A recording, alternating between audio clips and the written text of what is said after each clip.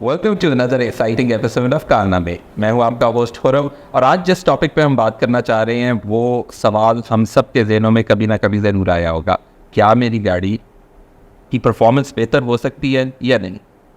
इस टॉपिक पे मेरे साथ बात करने के लिए हमारे साथ मौजूद हैं नाशिद और इस टॉपिक की मुनासिबत से एक बहुत special guest doctor Sami. Welcome to the show. Doctor Sami एक मैकेनिकल इंजीनियर है with a PhD in diesel combustion. He has also taught at NUST for over a decade. और इससे आगे हम डॉक्टर समी से ही पूछते हैं। समी भाई, what is the story about teaching and then are you still teaching? I am still teaching in a non-official capacity. लेकिन NUST को 2022 में एक्चुअली रिज़ाइन किया मैंने। तो उसकी वजह एसेंशली ये कि थोड़ा सा बैक स्टोरी भी बता दो। 2012 में मैंने NUST ज्वाइन किया था। 2013 में फिर हमने एक रैली टीम बनाई जिसमें नाशिद भाई भी साथ थे और भी 5-6 दोस्त थे, 7 भाई भी थे। तो गाड़ी जो थी उसके ऊपर काम करते करते हमने कहा चलो यार गाड़ी तो है, इसके ऊपर इंजीनियरिंग लगाएं। तो आहिस्ता आहिस्ता उसको डेवलप करते करते फिर एक वैसे ही एक फेसबुक पेज मैंने बना लिया रैली क्राफ्ट के नाम से। जो भी मॉडिफिकेशंस करते हैं वो कर लेंगे। So this was back in 2013। 2015 से फिर ज़रा ज़्यादा इसके ऊपर काम करना शुरू किया क्योंकि I started to get a few local people interested in rally parts. गाड़ी की परफॉर्मेंस देख रहे थे और उस वक्त फिर I really said to myself कि यार इंजीनियर तो बन गए तो कुछ बनाना भी शुरू कर दें। तो ऐसा हुआ है आहिस्ता आहिस्ता कि things started to progress further. फिर Covid hit in 2020। That changed a lot of things. That changed a lot of things. तो मेरे ऊपर एडमिनिस्ट्रेटिव लोड काफ़ी कम हो गया था, टीचिंग लोड बढ़ गया था, but you know in a week it's not really that much. तो I was very active on Facebook forums as usually you got not much to do. तो उसमें यह था कि जो NUST में मैं पढ़ा रहा था वो ज़ाहिर है फिर और एंथुजियास्ट और लेटर प्लेटफॉर्म्स के भी थे, something I was sharing about.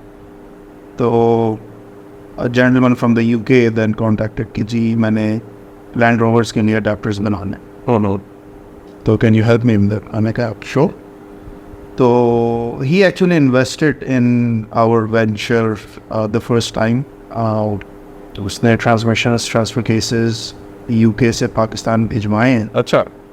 और उसके बाद फिर हमने डेवलपमेंट किए। सो ये टाइम फ्रेम है, मार्च में बात शुरू हुई है, जून में हमारे पास पार्ट्स आए हैं। उसके बाद 3 या 4 वैरायटीज़ थी अडेप्टर्स की, वो फिर हमने एक्सपोर्ट किया नवंबर 2020 में first time. I think it was 50 units और समथिंग। तो उससे मुझे अंदाज़ा हुआ कि यार पाकिस्तान में रहते हुए आप ऐसे पार्ट्स बना सकते हैं जो कि आप एक्सपोर्ट करें। और बाय द वे वो जो क्लाइंट है is still one of our. हाँ ही स्टिल, मतलब हर 2 या 3 महीने के बाद वो एक और बैच कहता है कि फ़लाँ के भेज दो, फ़लाँ के भेज दो। तो I mean we got a very good working relationship with him. तो वो UK हो गया, फिर US में भी 2023 से क्लाइंट हैं। सो अब 2020-21 में आपको पता है कि क्लासेस जो ऑनलाइन से मतलब फेस टू फेस होनी शुरू हो गई। तो I was getting less and less time. तो मुझे ख्याल हुआ कि यार अब ये बिज़नेस चल पड़ा है थोड़ा सा, तो why not explore this further. तो I can't balance teaching and you know manufacturing at the same time. तो I left NUST in officially in end of October 2022. Said भाई, what kind of parts do you make? Biggest जो volume है वो transmission to transfer case adapters. So idea basically ये है कि आपके पास एक 4 व्हील ड्राइव व्हीकल है। 4 व्हील ड्राइव व्हीकल्स के अंदर टिपिकली जो इंजन और गियर बॉक्स ऑप्शंस होते हैं there fairly low performance, so to speak, they are built more for longevity. तो रीपावरिंग एक ट्रेंड है जिसमें हाई परफॉर्मेंस सेडान्स के इंजन जो हैं वो 4 व्हील ड्राइव्स में डाले जाते हैं। और आपने यहाँ पे टिपिकल एक कोर्ट सुना हुआ है UZ स्वॉप या V8 स्वॉप। उन लैंड रोवर्स में होता है, लैंड क्रूजर एग्जैक्टली। सो वो बेसिकली ये है कि आपकी क्राउन्स या सेल्सियर्स या एरिस्टोस वगैरह के ट्रांसमिशन और गियर बॉक्स 4 व्हील ड्राइव्स के अंदर डाले हुए होते हैं।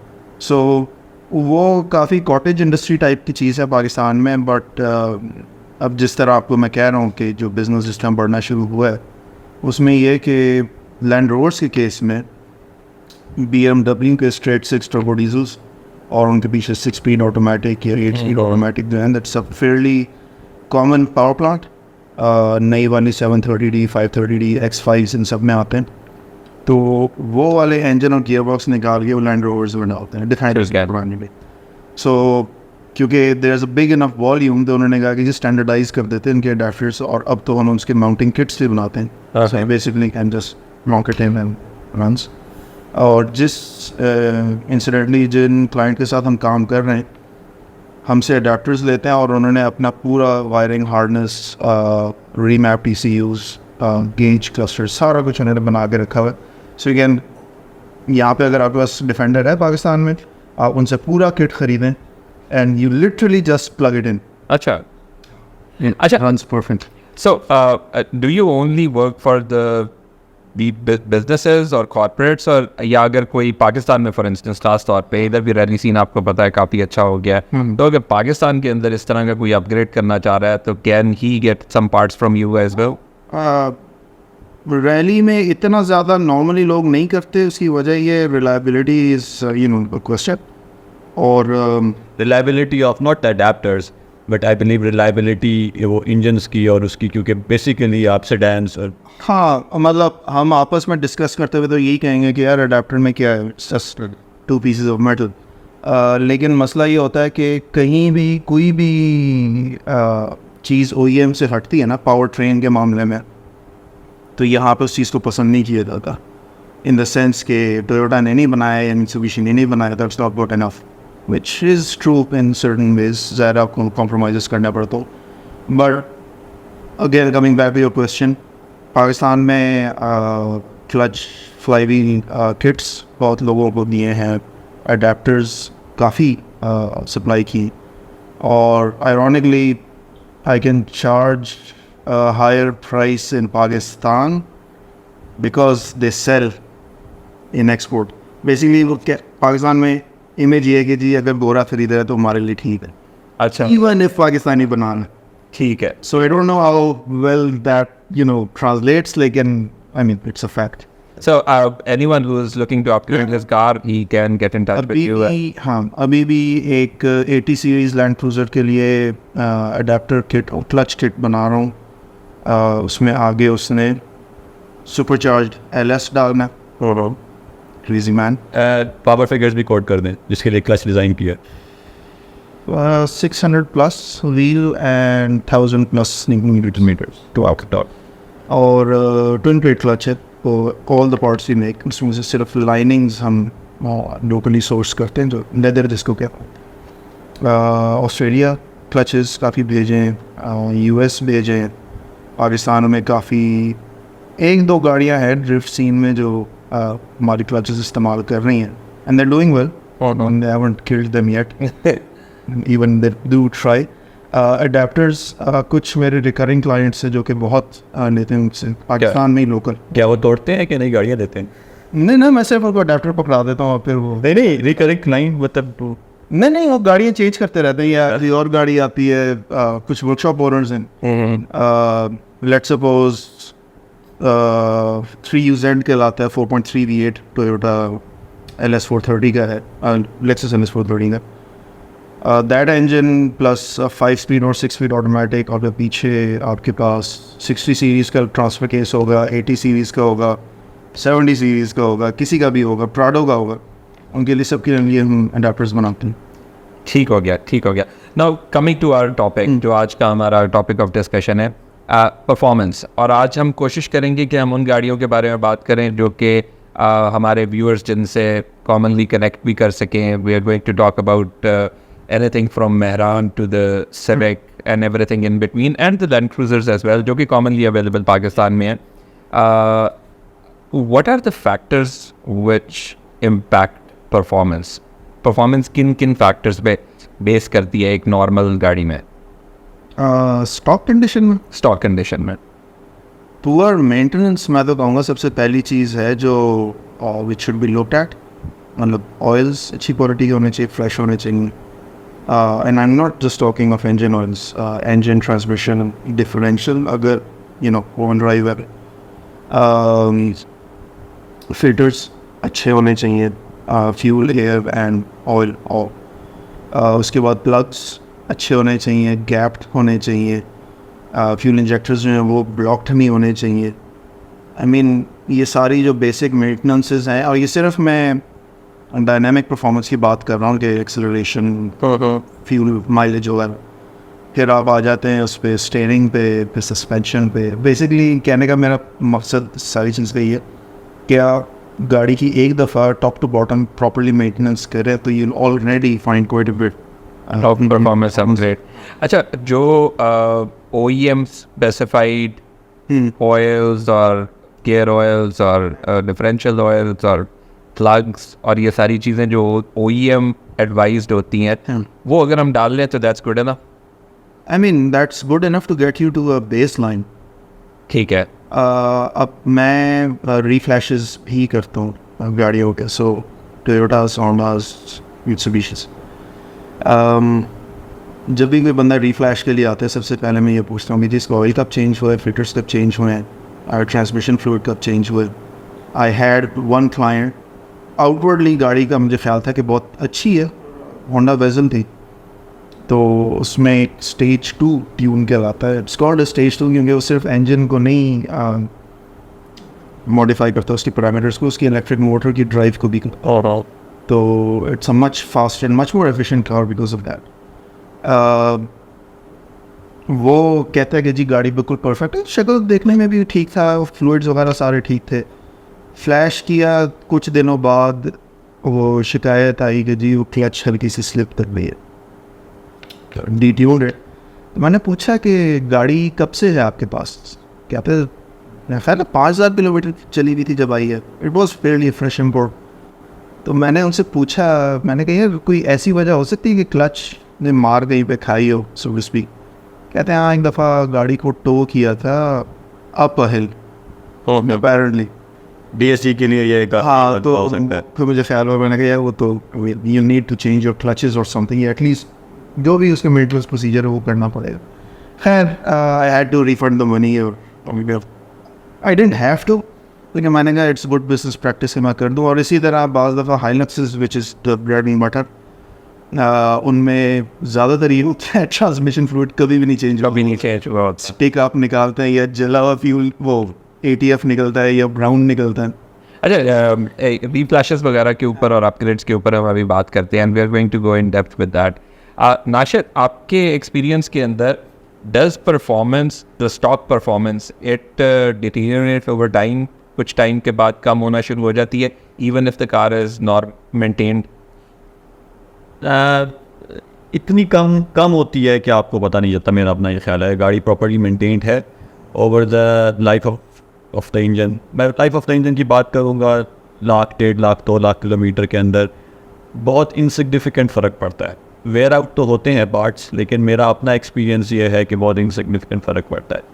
मेरा ख्याल है जो ज़्यादा फ़र्क पड़ता है ना, वो पड़ता है, देखिए परफॉर्मेंस में सिर्फ फिर हमारे दिमाग में सिर्फ ये आता है, हम भी, हमारे सब के अंदर एक 18 साल का बच्चा होता है कि गाड़ी तेज़ कैसे हो सकती है. आप परफॉर्मेंस का लफ्ज़ इस्तेमाल कर रहे थे, मेरे दिमाग में आता है मेरी गाड़ी तेज़ कैसे हो सकती है. जो प्रॉपर मेरा अब आगे थोड़ा सा मैच्योर होने के बाद ये है कि यार सिर्फ तेज़ नहीं होता. तो अगर मुझसे कोई पूछता है ना परफॉर्मेंस, तो मैं सबसे पहले ये कहता हूँ कि यार रुकनी भी चाहिए. तो मेरा अपना एक्सपीरियंस ये है कि over the life time of the car, ये 1,00,000, 1,50,000 किलोमीटर में इंजन इतना सफ़र नहीं करता जितना ब्रेक्स, सस्पेंशन, स्टीयरिंग और ये चीज़ें सफ़र करती है. तो ये ना, आपकी गाड़ी 1,00,000 किलोमीटर बाद उस तरह की हैंडलिंग नहीं देती, उस तरह की ब्रेक्स नहीं होती. तो व्हेन यू डेल्व इनटू कि यार मैंने अपनी गाड़ी की परफॉर्मेंस बढ़ानी है, तो मैं सबसे पहले ये कहूँगा कि यार पहले उसको ना ये ब्रेक्स अच्छी कर लो ताकि रुक जाए, सही है. और उसके बाद ये अपनी सस्पेंशन वगैरह देख लो, बुशिंग्स वगैरह देख लो, स्टीयरिंग देख लो कि कितनी वो है. उसके बाद फिर जाओ कि यार अब मैंने पावर बढ़ानी है. तो आपके सवाल का शॉर्ट आंसर, इंजन के पॉइंट ऑफ व्यू से परफॉर्मेंस में इतना फ़र्क नहीं पड़ेगा टाइम के, लेकिन बाकी जो सपोर्टिंग चीज़ें हैं ना, सपोर्टिंग चीज़ में एक साइड पर चीज़ ले आऊँगा, cooling system. Although it affects engine, तो इंजन की परफॉर्मेंस से इतनी फ़र्क नहीं पड़ेगी, लेकिन कूलिंग सिस्टम आपका ज़रूर डिटेरिएट होगा, specially if you have run it without coolant और उसके अंदर रस्टिंग शुरू हो गई। तो ये चीज़ें आप करें। तो जो पावर है ना वो थोड़ी सी बाद में आनी चाहिए, पहले ये चीज़ें आपकी अप टू मार्क होनी चाहिए। समी भाई ने इन सब को एक उसमें इनको कर दिया कि उसकी प्रॉपर मेंटेनेंस होनी चाहिए, लेकिन ये चीज़ लोग मेंटेनेंस में नहीं लाते हैं यूजुअली तौर पर। पाकिस्तान के अंदर कूलिंग सिस्टम कोई दिमाग में किसी की मेंटेनेंस नहीं आती। हम इंजन की बात करते हैं, जैसा आपने कहा कि over the engines life time से 200,000 किलोमीटर्स एक इंजन को बहुत ज़्यादा डिटीरियरेट नहीं करता, वेल मेंटेन्ड इंजन। तो am I safe to assume कि मेरी 140 हॉर्स पावर वाली गाड़ी जो है कोरोला 1.8 वो 2018 में भी 140 हॉर्स पावर होंगे और आज भी 140 के करीब होंगे? समी भाई बेहतर बनाएंगे। मैं एक ऐसे ये करफ अपना गेस्टिमेट, अगर उस वक्त 140 तो शायद 135 होंगे। समी भाई क्या कहते हैं? आपने डाइनो पे गाड़ियाँ चढ़ाई नहीं है। ऑनेस्टली अगर आपने तेल वक्त पे सारे बदले हुए, CVT या गाड़ी CVT और CVT फ्लूइड कभी चेंज किया? करना है अभी। There's your answer. Engine wise it won't make a difference. उसमें एक्चुअली एक और चीज़ ये भी आती है कि आपके जो इंजन कंट्रोल यूनिट्स जो है ना, सो हियर्स अनदर थिंग, वो कॉम्पनसेट करते हैं। हमारा जो फ्यूल है ना वो बहुत सारी गाड़ियों में नॉक लिमिटेड है। और दैट मीन्स इज़ कि they tune for a very high octane rating, और पाकिस्तान के फ्यूल की क्वालिटी रिलेटिवली लो है, तो पावर जो है वो वैसे ही लिमिटेड रहती है। तो वो होता ही है कि जब इंजन की, अब प्रैक्टिकली होता है क्या है कि इंजन जब ज़्यादा चलता है उसकी आप कह लें कि ब्लो बाई थोड़ा सा बढ़ जाएगा, which means it's trapping a bit less air. What that means essentially is कि it has a bit less pressure in the cylinders. Now what that means is कि there is less chance of knock. तो आपका engine जो इसी का वो वापस push करता है टाइमिंग को और पावर बढ़ाने की कोशिश करता है। सो पाकिस्तान के केस में एटलीस्ट मैं कहूँगा कि पावर में कोई ख़ास फर्क नहीं पड़ेगा। ठीक है। और actually this bears out with all the flash tunes I do. मैं कहता हूँ कि जी अगर आपको मैक्सिमम एफिशिएंट इफेक्टिवनेस चाहिए तो आप हाई ऑक्टेन पे चलाएं। ठीक है। वरना रीफ्लैश करने का पेट्रोल की गाड़ी को कोई फ़ायदा नहीं है। वेल है फ़ायदा but we'll come into that later, लेकिन पीक पावर में कोई फ़र्क नहीं पड़ता। ठीक है। अच्छा, नाउ मूविंग टू जैसा नाशिद ने कहा, आई टोटली एग्री, और मेरे ख्याल में हम सब एग्री करते हैं कि रोकना ज़्यादा ज़रूरी है तेज़ जाने से। तो although those things are very important and we are going to talk about that as well.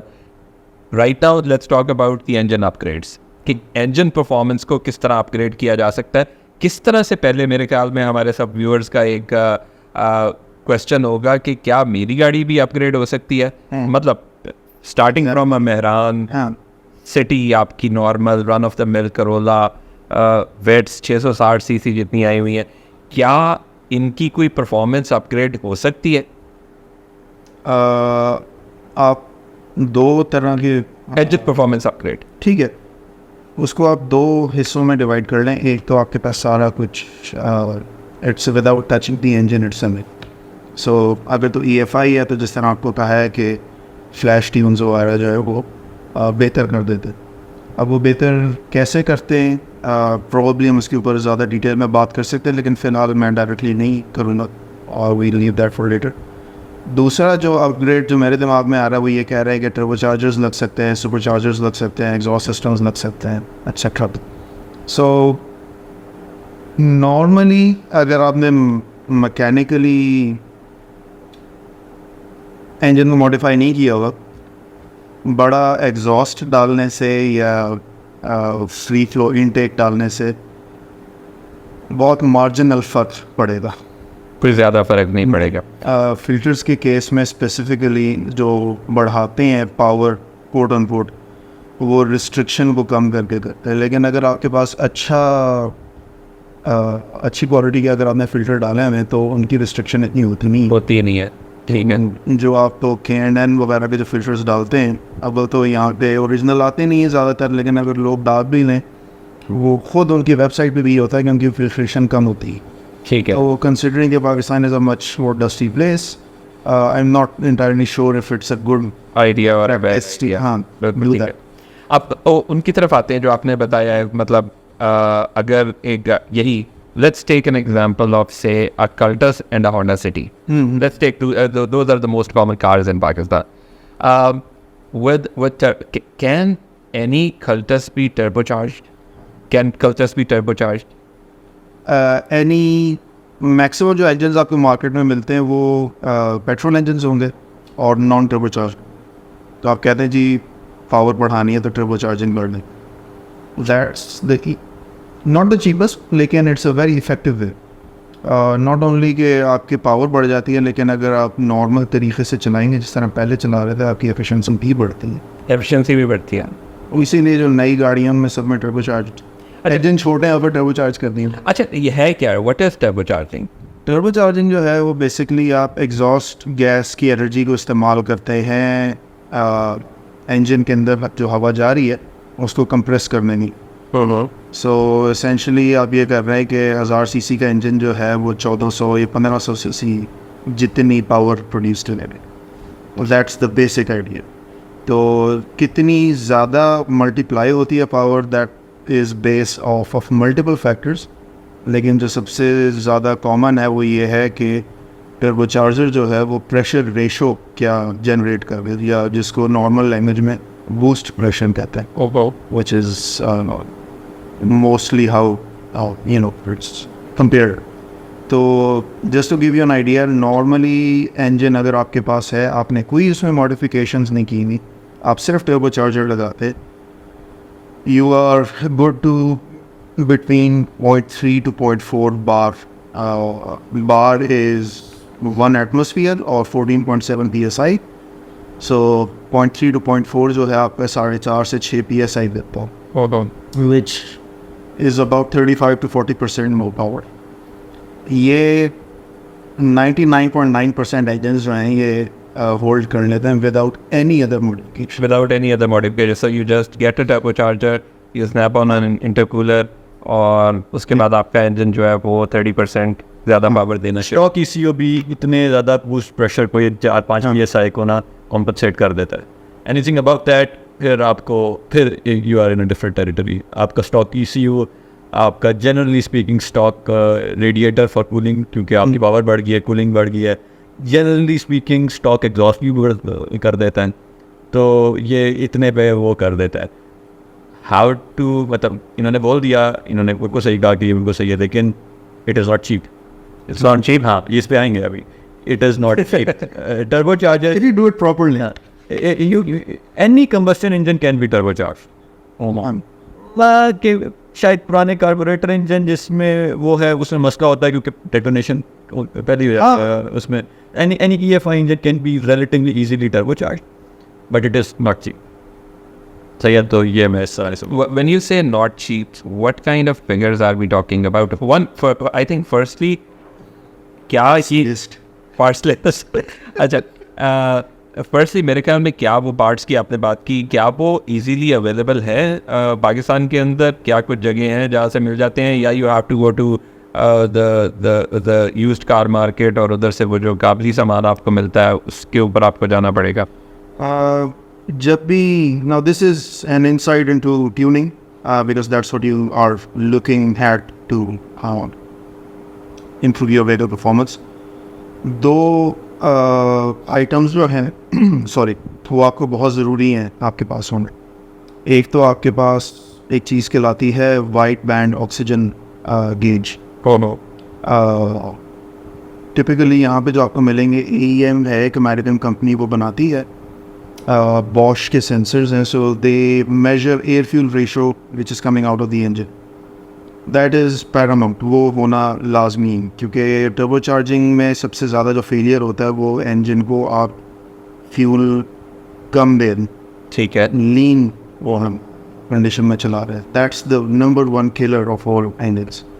ऐसा क्या? एक सेकेंड, ये पेट्रोल इंजन में, पेट्रोल इंजन, डीजल में लीन करके कोई मसला नहीं. हाँ, ये ना पेट्रोल की बात कर रहे हैं, क्योंकि we are talking about converting non turbocharge petrol engine to turbocharge petrol engine. तो पहले तो wide band oxygen gauge, that's absolutely important. Second number पे यू नीड टू चेक के आपकी गाड़ी में डेटोनेशन है कि नहीं है, नॉक है कि नहीं। तो ECU जो मॉडर्न है वो तो नॉक करके सेंस करके टाइमिंग पुल कर लेते हैं, लेकिन you as a tuner have to, tuner अब बन गई क्योंकि आप टर्बो चेंजर लगाती है अपनी गाड़ी में, तो आपको पता होना चाहिए फिजिकली कि गाड़ी नॉक या डेटोनेट कर रही है कि नहीं कर रही। तो उसके लिए ऑनलाइन आप सर्च कर सकते हैं, आप टर्म्स आपको बता देता हूँ। डेट कैन कहते हैं, DET स्पेस कैन, उसके बाद नॉक ईयर्स भी कहते हैं। सो बेसिकली होता क्या है कि आप वो नहीं होते जो noise suppressing, not noise suppressing, वो जो नॉइज एनहांसिंग, नहीं वो होते हैं ना ईयर मफ्स होते हैं जिसके अंदर फोम होता है, इट्स जस्ट फोम। और फोम बीच में से निकाल के आप उसमें गैस के निपल्स लगा के एक hard steel tube, sorry plastic tube आप लेके जाएंगे इंजन बे में, और जहाँ पे नॉक सेंसर होता है उधर आपने एक्चुअली वो ट्यूटोरियल भी मैं बता दूंगा इसमें, अच्छे से गुड थिंग। डायरेक्टली ना आप इसको मैकेनिकल स्टेथोस्कोप भी कहते हैं, उससे ना डायरेक्टली आप इंजन की नॉकिंग को आप सुन लेते हैं। ठीक है। So when you driving down the road आप मिक्सचर्स भी चेक कर सकते हैं कि वो एयर फ्यूल रेशो क्या है, and you can also listen to knock if it's happening. Again online tutorials exist जो बताते हैं कि how does it sound like, it's like welding. सही भाई ये आप बात करें बड़े एडवांस लेवल की ट्यूनर की, मेरे ऐसा बंदा तो टेपेट की आवाज़ को कह रहा होगा नॉक है, तो अभी आप हाँ, बट ये दो चीज़ें जो होनी ज़रूरी हैं। उसके बाद फिर आप टर्बो चार्जर जब डालते हैं, सिर्फ टर्बो चार्जर नहीं होता, टर्बो चार्जर अपना जो है वो चाइनीज़ जो कॉपीज़ होती हैं वो anywhere from 40 to 80,000 का होगा turbo charger. And are the Chinese copies any good? At least at these pressure levels they're very good. We have used rods, हाँ, आपने तो यूज़ किया। हमने रैली की इन्वायरमेंट में भी यूज़ किए हैं और 10 साल से यूज़ करें। They are much better than getting it from the old scrap market. अच्छा, अपनी से तो बहुत good। दाम से बहुत बेहतर है। उसकी रीजन भी हैं मल्टीपल, लेकिन बेसिकली यही है कि वो आपको उनका कुछ नहीं पता। Chinese are good, Chinese ones are good enough. so that's 40 to 80,000 just for the tub। आज के डॉलर रेट पे ठीक है। हाँ, उसके बाद फिर आपने टर्बो चार्जर के अंदर आपने एग्जॉस्ट गैसेस को गाइड करना। तो depending on which vehicle you are using, अगर जिस तरह सॉरी आपकी करोना है सिविक बिलफर्स अगर होती है 1800 सीसी वाली, उसका सिंगल एग्जॉस्ट पोर्ट एक ही है उसको, तो वो तो that's relatively simple to fabricate. अगर आपके पास मल्टी एग्जॉस्ट पोर्ट हेड है तो आपको फिर मैनिफोल्ड बनाना पड़ता है, बनवाना पड़ता है। लोग स्टेनलेस स्टील का बनाते हैं but mild steel works perfectly fine. उसके बाद फिर आपने एग्जॉस्ट पाइप आपने वो करनी है। कंप्रेसर वाली साइड पे आपने जो कंप्रेसर से पाइप निकल रहा है उसको आगे इंटरकूलर को जाके करना है। इंटरकूलर खुद आजकल के रेट्स मुझे नहीं पता, लेकिन I think anywhere from 30 to 80 I am guessing that's about the cost that you are looking for. सही भाई 4-5 PSI पे इंटरकूलर के बगैर गुजारा हो सकता है। हाँ, but Pakistani fuel and the temperatures that we सही, It's better not to। Basically intercooler क्या करता है कि जब आपका कंप्रेसर एयर को कंप्रेस करके इंटेक में भेजता है तो वो हीटअप हो जाती है। सिंपल है, आपने कंप्रेस किया तो उसका टेम्परेचर बढ़ गया, तो आप टेम्परेचर बढ़ गया तो उसकी डेंसिटी कम हो गई है। यस, तो वो अब उसमें इतना फ़ायदा कम हो जाता है आपको क्योंकि आप कम हवा डाल रहे हैं बेसिकली। तो intercooler basically takes the heat out of the compression air और उसको फिर ज़्यादा डेंस हो जाती है, डालता है, इसलिए नॉक भी कम होती है और बड़ा कुछ होता है। तो इसलिए मैंने से पूछा कि कम बूस्ट पे क्योंकि इतना कंप्रेस नहीं कर रहे तो शायद टेम्परेचर कम पे गुजारा हो जाए, लेकिन यहाँ हमारा फ्यूल अच्छा नहीं है और टेम्परेचर ज़्यादा है तो इसलिए ये कह रहे हैं करना पड़ेगा। ठीक है। तो ये अगर हम कंपोनेंट सारे के सारे, and I think we are going to list them on the video as well, ताकि अगर कोई ये एक्सपेरिमेंट करना चाहता है तो वो कर ले। हाँ, एटलीस्ट इतना होना चाहिए। So that rounds up to around 300K. Do you think that's a safe budget for turbocharging run-of-the-mill? Yes, so मतलब क्योंकि इसमें फिर वो आपने वाइड बैंड सेंसर भी डालना है। इंजेक्टर्स नॉर्मली आपके चल जाते हैं, अगर नहीं चलते तो आपको काबली करने पड़ेंगे, बट इट्स डूएबल। अच्छा, मेरा एक सवाल है, आपने वाइड बैंड का आपने डेड कैन बोला, बिल्कुल सही है, चाहिए होता है, लेकिन अगर आपकी गाड़ी EFI है और आपने एक दफ़ा वाइट बैंड और उसको लगा के आपने शुरू में जो आपका ट्यूनर है जो कर रहा है उसे एक दफ़ा टेस्ट कर लिया, या अगर आप एक कल्टस को करें या एक सेविक को कर रहे हैं और आप वो सारी एक तरह की आपको पता चल गया यार 4 PSI जो है ना वो मेरा ECU संभाल लेता है, सही है, तो क्या आपको हमेशा वाइट बैंड लगा चलाना है या क्या आपको हमेशा डेड कैन चलाना है? ये तो सिर्फ फिर तो आप कह सकते हैं ना कि अगर लेकिन बस जब आप सेटअप कर रहे हो उस वक्त उसका करें, ज़रूरत तो तान तो अगर आपने एक सेविक की है और आपको पता है कि यार ये 4-4.5 PSI पे इस उसके साथ और इस ट्यून के साथ ये चल जाती है, तो उसके बाद अगर आप 10 और करते हैं तो उसमें आपको ज़रूरत तो नहीं है, तो ये कॉस्ट थोड़ी सी कम हो सकती है, लेकिन ये आप खुद नहीं कर सकते या किसी से करवा रहे होंगे या जो उसको पहले एक्सपीरियंस। किसी गराज में जाके आप करवा। ठीक है। अच्छा, तो हमें ये पता लगा कि turbo charging any EFI petrol car can be turbo charge जो पाकिस्तान में अवेलेबल है। दूसरी चीज़ हमें पता लगी कि एक सेफ फिगर है अराउंड 300 के 3 लाख के अंदर आपकी गाड़ी अच्छी टर्बो चार्ज हो जाएगी फॉर कॉमन कार्स। अच्छा, मेरे जहन में कुछ क्वेश्चन हैं। एक तो ये कि और इससे तीसरी बात हमें आपने ये बताई है कि 30 to 35% पावर गेन इससे मिल जाएगा जी। अच्छा, 2 क्वेश्चंस। एक ये कि इससे रिलायबिलिटी पे और फ्यूल इकोनॉमी पे कोई फ़र्क पड़ेगा? देखें, आप जब बात करते हैं परफॉर्मेंस इंक्रीज़ करने की, देन आई एम एज्यूमिंग कि you are going to use that increase performance as well. Exactly. So you're putting 30 to 35% or 40% more load on everything. Primarily आपका कूलिंग सिस्टम, सेकेंडरीली आपकी क्लच और ट्रांसमिशन, वो उनके ऊपर ज़्यादा लोड पड़ता है। तो it would be fairly common to note कि जी आपने गाड़ी अपनी टर्बो चार्ज की है और उसके बाद क्लच बैठ गई है, और to quote a local term, तो आप फिर क्लच नहीं डालते हैं, but that clutch again is built for the original power, so that would last that long either. उसके तरीक़े फिर करने के, एक तो ये कि आप अपनी ड्राइविंग टेक्निक थोड़ी सी बेहतर करेंगे, you are only accelerating when the clutch is completely engaged, या फिर आप क्लच अपग्रेड करें। अब क्लच अपग्रेड्स जो हैं that's another cattle of fish.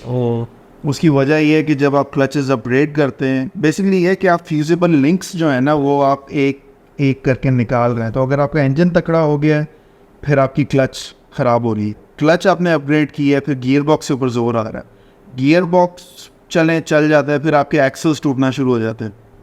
एक क्या 35% गेन पे भी एक्सल टूटना शुरू हो जाएंगे? You would be surprise just by changing a clutch, आपके एक्सेल्स पर जोर पड़ना शुरू हो जाता है।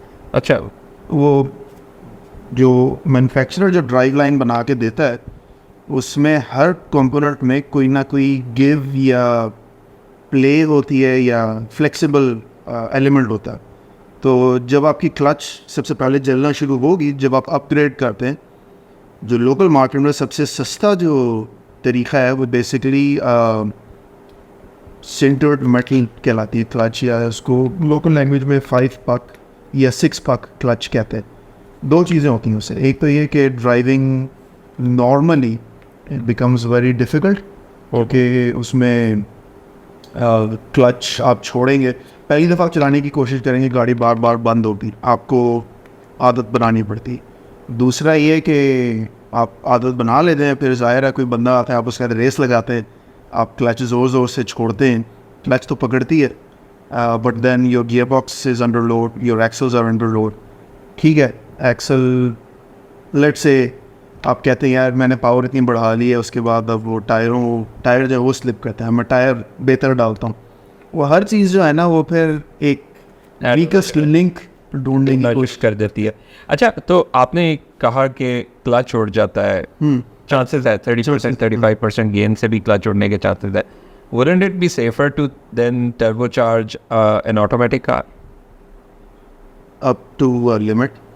Again, automatic, we are assuming, देखें, हर ट्रांसमिशन की वीक लिंक्स होते हैं between the engine and the tires, कहीं ना कहीं पे वीक लिंक होता है। रीफ्लैशेस की बात करते हैं, फिर से let's go back a bit, उसमें पॉसिबिलिटी होती है कि आप गियर बॉक्सेस में या ट्रांसमिशंस में आप उनकी ट्रांसमिशंस में एक्चुअली क्लचेस होती हैं और ट्रांसमिशंस को, तो उसमें एक पॉसिबिलिटी होती है ECU जो है वो कंट्रोल करता है कि कितना ज़्यादा क्लच के ऊपर प्रेशर डालना है।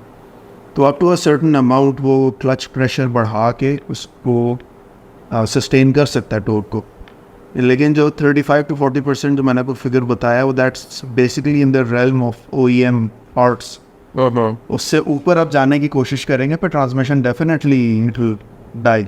ठीक है, लेकिन उससे नीचे रहेंगे it will be very likely okay, it will be under more stress. आपको ATF ज़्यादा जल्दी बदलना पड़ेगा हर दफ़ा, आपको extra ATF automatic transmission fluid cooler लगाना पड़ेगा ताकि ट्रांसमिशन का टेम्परेचर कम रहे, बिकॉज जब आप पावर ज़्यादा उसके थ्रू पास करते हैं वो ज़्यादा गर्म भी होता है, और क्योंकि कूलिंग सिस्टम जो है वो ओरिजिनल कन्फिगरेशन के लिए बना हुआ, इट वोंट बी इनफ। तो ये मैं इसलिए कह रहा था कि इट्स एक्सपेंसिव, मतलब आपने अगर गाड़ी को टर्बो चार्ज करना है और फिर रिलायबल भी करना है, जो 3 लाख का आपका जो फिगर था ना वो सिर्फ इंजन तक लिमिटेड था। ठीक है, एंड अब आप पीछे आप ट्रांसमिशन की तरफ आप आना शुरू हो जाते हैं, then it it gets up and up. अच्छा, मेरा एक सवाल है, हाँ सॉरी कट किया। अभी तो आपने बता दिया, उन्होंने पूछा, आपने बता दिया कि टर्बो चार्ज हो सकती है और आपने सारा उसका बता दिया, जिसने हमारे व्यूवर्स ने जो करना है वो कर भी लेगा। ठीक है, हो तो सकता है, क्या करना चाहिए, क्योंकि गोल ये नहीं है कि टर्बो करना है, गोल ये है कि परफॉर्मेंस बढ़ानी है जी। Is there any easier, cheaper, better way? Well, easier, cheaper और बेटर जो है ना वो 3 ट्राइंगल के पॉइंट्स है, you can get 2 of them. Can I make a suggestion? हाँ, जो कि हम बड़े अरसे से करते हैं, आपके साथ भी बहुत किया, इंजन ही चेंज कर दें, क्योंकि यू बेसिकली आप इतने टर्बो चार्ज के साथ इतने कस्टम बिल्ड पार्ट्स, और मुझे पता है कि जिस तरह का आप काम करते हैं हाँ। ये 300K से बहुत ऊपर जाएगा, क्योंकि जो the quality of work that you do it is a customise engineered machine parts और सब कुछ। हाँ जी, अब मेरी एक एक्सेल आई है, हाँ जी, 1300 सीसी इंजन है, मैं कबाड़ से जाता हूँ, एक 1800 सीसी एल्टस का इंजन उसमें डाल दो तो 35% बन गया मेरा। वॉट इट बी चीपर, वो मुझे उसके अब भी ये करते रहे हैं, मतलब उसके बाद मैं एक्सेल भी, और आप ऑफ द शेल्फ जो मैन्युफैक्चर ने इतनी R&D करके सामान बनाया हुआ है, आपने वो मिक्स एंड मैच करके डाल दिया, बड़ा रेडिएटर ही मिल जाएगा आपको, क्योंकि टोयोटा की शैसी, मैं एग्जाम्पल दे रहा हूँ, जैसे कोरोला की शैसी, उसमें बहुत कुछ है। एंड अब मैं इसको एक और एक नेक्स्ट पॉइंट पे लेके जाऊँगा। सिविक हमारी जो आजकल आ रही है 1.5 2 वेरिएंट्स में आ रही है, मेरा ख्याल है 1 is 130 horse power and the other one is like 180 horse power, something 140 and 180। हाँ, तो अब उसका इंजन तो एक है, अब और क्या क्या कुछ फर्क है, अगर वो चीज़ें चेंज करके उसको 180 पे मैं लेके नहीं जा सकता। Won't it be cheaper, better, easier से 3 चीज? वेल, प्रैक्टिकली स्पीकिंग जो 130 वाली है with just a reflash you can go above 180। इसका टर्बो चार्जर तो बाकी सब सेम है। अच्छा सर, देखें easier, better. Well, I don't know if they're the same. I think there is a slight difference, like in just by reflash you can get there. आपका जो engine swap वाला था वो that's perfectly fine. और बहुत सारे लोग ये भी करते हैं, आपने सुना होगा कि देखा भी होगा, बल्कि C classes जो हैं सबसे ज़्यादा उन्हीं में हुआ था कि C200 लेके उसके अंदर सारा इंटरनल्स जो हैं उन्होंने C63 के डाल दिए। And this has carried on to BMW vehicles, to Toyota vehicles and everything. ज़ाहिर है that's a very big budget kind of operation. हमारे केस में जिस तरह आप XLI का कह रहे थे, I would still argue कि having a turbocharger is still the cheaper option. उसकी वजह बेसिकली ये कि इंजन सिर्फ नहीं होता, उसके इर्द गिर्द की भी चीज़ें, ABS है, उसके अंदर आपके गेजेस हैं फॉर वन थिंग। आप इंजन जब चेंज करते हैं उसका ECU लगाते हैं, बहुत केसेस में आपके गेजेस नहीं चलता है। सो ये सारी चीज़ें जो है ना, देखें आपने सिर्फ पावर नहीं बढ़ानी, you want to improve the vehicle without detracting from other things. And considering that, आपका ही की हुई बात कि अगर 30% एक्स्ट्रा पावर लेने के लिए हमें टर्बो चार्जिंग में क्लच चेंज करना पड़ रहा है, हाँ, तो वो 1800 सीसी इंजन के साथ भी हमें करना पड़ेगा। इंजन के साथ भी करना पड़ेगा। नाशिद जिस तरह कह रहे हैं वो मोस्ट लाइकली इस तरह भी कह रहे हैं कि जी आप पूरी पावर ट्रेन उठाएं। मैं I am of the opinion, मतलब, और क्योंकि हम ये करते रहे हैं, सही है ना? हाँ जी। और मतलब, और कुछ अभी समी भाई मेरा ख्याल है इससे बिल्कुल एग्री करेंगे। एंड इट्स नॉट कि सिर्फ ये, इधर आपने टर्बो चार्ज की ना गाड़ी, उसके बाद वो आपको उसके बहुत कुछ करना पड़ता है प्रॉपरली, सब कुछ। अब ये जो अडेप्टर्स बनाते हैं, मेरा अपना ख्याल है, मेरी एजम्पशन ये है कि लोग वो इंजन्स क्यों डालते हैं उन गाड़ियों क्योंकि वो रिलेटिवली चीपर और हाई परफॉर्मेंस इंजन्स मिल जाते हैं. मैन्युफैक्चर ने बनाया हुआ है, they are enough sedan which are going to the scrap yard कि उसमें से वो निकल जाता है. अब 4.3 वो इतनी गाड़ी में आया है, वो अब उसमें अब वो मिल जाते हैं तो उसके साथ अडेप्टर्स लगा कर घूर के चले जाएं. लेकिन फिर मैं अपनी बात को वो करूँगा कि doing that properly is also not cheap. And specially now, I mean, जब मुझे याद है कि आई हैव अ ब्रदर जो कि गाड़ी बिल्कुल मेंटेन नहीं करता, so we got him a city IDSI and he wouldn't change the oil for like 2 years and then he would say कि यार जितने पैसे लगे ना उनका इंजन बदलवा दो. मेरे ख्याल में कोई 20,000 की उसकी हेड असेंबली आया करती थी, हेड असेंबली चेंज करवा दिया करता था वो. हमने बहुत ज़ाया किए हैं चेंजेस उस चक्कर में बहुत ज़्यादा किया. तो there were times when you could get engines for cheap. अब जैसे 1800 cc इंजन की बात कर रहे हैं, आई थिंक इट्स $500,000 राइट नाउ. अच्छा, मुझे इसका नहीं आइडिया था. हम मैं को मतलब crazy. When I was in this game, मतलब engines were cheap. Engines are not cheap. Engines were cheap. The spare parts are not. And we used to get engines. Sami bhai and I used to get engines which were not the market engines.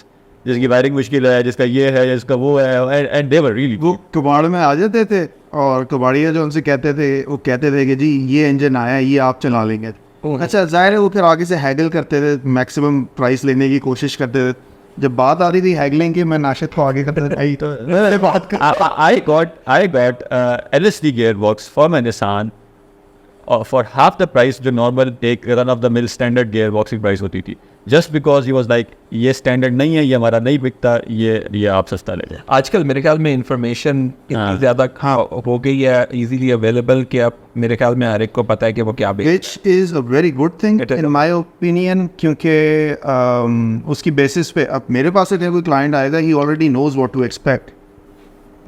अब आप जो turbo charging की बात कर रहे हैं, podcast देखने वाले जो लोग हैं उनको ये पता चलेगा यार सिर्फ टर्बो नहीं लगाना होता है, और भी उसके आगे पीछे बहुत कुछ है, और यू नो कॉम्प्रोमाइज़ हैं जो करने पड़ते हैं.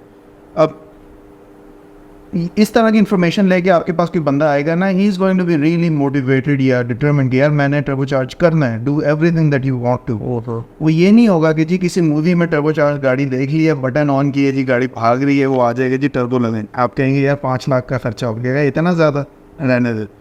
At least now people are educated, उनको पता है कि व्हाट टू एक्सपेक्ट, उनको पता है, उनको आप समझा सकते, which is a very good thing in my opinion. It's not such a good thing from buying parts standpoint, क्योंकि हर चीज़ की कीमतें बढ़ गई हैं, but that's the world we live in. बिल्कुल. और अब मतलब मेरे ख्याल में अभी भी अगर आप देखें तो for a lot of people fiddling with the engine is slightly easier than changing the engine Oh yeah. altogether, क्योंकि उसके अंदर फिर इंजन नंबर के आप उसमें जाएंगे, फिर आप मैं आपको बताता हूँ उसका अगेन येस एंड नो. मेरा अपना ओपिनियन ये है, fielding with the engine, changing the engine, अब बहुत बड़ा मसला है ना उसमें उसकी वायरिंग का. मेरा अपना ये ख्याल है हाँ कि to make the new ECU happy in the car with the older stuff या with the different stuff is getting difficult by the day. Night में सही है ना. तो वो वाला इलेक्ट्रॉनिक्स और ये चीज़ें ना इतनी ओपन नॉलेज भी नहीं होता. ओपन नॉलेज का इसका मतलब ये है कि मुझे नहीं टोयोटा या ये बताएंगे कि यार इसको इस तरह किस तरह चलाना है या किस तरह चलाना है. और जिस तरह टाइम गुजरता जा रहा है, जो मेरा एक्सपीरियंस अब होता जा रहा है वो ये कि अब तो रिप्लेसेबल पार्ट्स आना शुरू हो गए. रिप्लेसेबल पार्ट्स में ऐसा, या तो एग्जांपल देता हूँ, मैं वायरिंग में काफ़ी घेरता रहता हूँ. तो पहले ये होता था कि ECU से वायर निकलनी है तो वो कलर कोड को बड़ा प्रॉपर्ली फॉलो करते थे, और वो कहते थे, और अगर आप उसका सर्विस मैनुअल आपको मिल जाता था. सर्विस मैनुअल होता है कि मैन्युफैक्चरर जो रिपेयर सेंटर्स को देता है कि आप किस तरह उसमें वायरिंग डायग्राम डायग्नोज करते थे, क्योंकि एक कॉन्सेप्ट था कि हार्नेस, जो वायर हार्नेस है वो रिपेयर हो सकती है. अब जो लेटर मैंने एक ट्रेंड देखा है, समी भाई ज़्यादा इस पर बता सकते हैं, कि वायरिंग हार्नेस में कलर्स की इतनी कलर कोडिंग इतनी ज़्यादा फॉलो नहीं हो रही. मतलब दो बिल्कुल डिफरेंट सिग्नल जो कि मिक्स नहीं होने चाहिए, उनका कलर कोड एक होगा. उसका कॉन्सेप्ट शायद पीछे ये है कि अब अगर उधर डायग्नोज किया, उधर तक मसला आ गया, तो हार्नेस भी रिपेयर नहीं करनी, हार्नेस बदल दो, निकाल दो पार्ट. तो ये क्या सही कह रहा हूँ ना मैं. ये आपको दिखाई देगा नई गाड़ियों के कनेक्टर्स में. पहले होते थे जो कि आप इलेक्ट्रिशियन के पास जाते, वो सुई डाल के एक कनेक्टर की पिन निकाल के दूसरी डालता था. अब मैंने कुछ में ऐसा देखा है कि they are all moulded together, you can't replace और रिपेयर द कनेक्टर इटसेल्फ, तो आपको पूरा हार्नेस चेंज करना पड़ता है। और ये यूरोपियन गाड़ियों में पहले ट्रेंड था, ज़्यादा हो रहा था। जब जापानीज भी है ना, अब उनकी सर्विस मैनुअल में there is no diagnosing the harness से कहाँ मसला है रिपेयर को, अब देर इज के यहाँ तक आ गए हो, ये मसला है, रिप्लेस द हार्नेस। हाँ, इसकी शायद ये भी वजह हो कि मेरे ख्याल में the profits on selling the car cost भी होगा definitely, smaller connector, smaller wires, tighter harness, lesser things which can be repaired, so you would come again and again and get. मतलब selling parts is now a big business as well. अच्छा, तो मैं sorry के इसीलिए लोग थोड़ा सा engine change पे अब वो नहीं करते, क्योंकि मॉडर्न इंजन्स को खुश रखना इलेक्ट्रॉनिकली, क्योंकि इश्यू सब कुछ कर रहा है, वो बहुत मुश्किल हो गया और मुश्किल होता जा रहा है। उसके लिए फिर आपको हैक्स और ये और वो, आपको एमुलेशन सर्किट्स और काफ़ी कुछ करना पड़ता है। तो टर्बो चार्जिंग में ये है कि आप उसके ओरिजिनल उसको करते हैं, original तो ये इलेक्ट्रॉनिक्स मेरा ख्याल इसने बड़ा ठीक है। So, अच्छा, a final question, then we'll go to the conclusion of the turbocharging part of things. ये जो हमारी स्टॉक टर्बोचार्ज गाड़ियाँ आती हैं, जिस तरह सिविक है हमारे पास टर्बो, the 661 वो काफ़ी आती हैं, काफ़ी टर्बोचार्ज आती हैं, और प्लस द बिगर वंस जो डीजल इंजन बड़े बड़े आते हैं, 1KZ हो गया, और वो 7 की भी मेरे ख्याल में टर्बोचार्ज है NC जो है। तो ये सब जो आते हैं, इनके what kind of figures do they run on? ये कितने This is an interesting thing. Turbocharged engines from factory are built much tougher than non-turbocharged engines. Okay, so it's a different engine altogether. हाँ, at least a lot of the parts are different. Land Cruiser के case में, just to give you an idea, जो 100 series आती थी जिसमें straight six turbo diesel था, 1HD FTE. I have one for a client which puts out crime horsepower में तकरीबन 450, 480 के करीब होगा। ये भी बता दें, to put it in perspective, what was the original? Original was 202, 200 horsepower के आसपास, I'm guessing. So आप कह लें तकरीबन 2.5 गुना पावर बढ़ा दी या 150% बढ़ा दी, and that's without touching anything on the engine. Turbocharger change हुआ है, इंजेक्टर्स चेंज हुए हैं, इंटरकूलर बड़ा लगा है, एग्जॉस्ट बड़ा लगा है, दैट्स अबाउट इट। और हाँ, इलेक्ट्रॉनिक जो चेंजेस ने, सिविक टर्बो का जो इंजन है, सिविक SI US में जो आती है, जब ये आई थी गाड़ियाँ तो 1500 सीसी में से 350-400 हॉर्स पावर लोग निकाल रहे थे। नहीं, 350-400 हॉर्स पावर तो लोग निकाल रहे थे ना, लेकिन आप इस तरह भी तो देखें कि एक वेरिएंट आपका जो 140 हॉर्स पावर वाला है, हाँ, उसी मैक्सिमम कंपनी ने उसी वेरिएंट से कितना निकाला है? 180 निकाला। तो that engine is design for 180, उसके पार्ट्स आर डिजाइन फॉर 180। अच्छा, लेकिन बात ये जो वो जो है 140 जो फिगर है, isn't that for the 1.8 version? No, that's for 1.5। New one में मेरा ख्याल 1.8 है ही नहीं, न्यू वन में तो दिया, हाँ बिल्कुल ठीक है। मैं वो सिविक एक्स का सोच रहा था, ठीक है। तो असल में टर्बोचार्जिंग में मसला ये है कि मैन्युफैक्चरर को पता है कि बहुत सारी चीज़ें ऐसी हो सकती हैं which can, there are more parts, more things to go wrong, and they do not want any liabilities for warranties or whatever, और plus skin quality बहुत ख़राब लोग डाल सकते हैं, तो they purposely overbuild the engines। तो आपको typically head gaskets आपको फ़र्क मिलेंगी, they're almost always metal head gaskets। turbocharger जो है, that is built to make a lot more than what it does। Injectors जो हैं, fuel injectors, they are oversized as well। Pistons and connecting rods, they are oversized as well। So all of this is to basically save the manufacturer from any liability।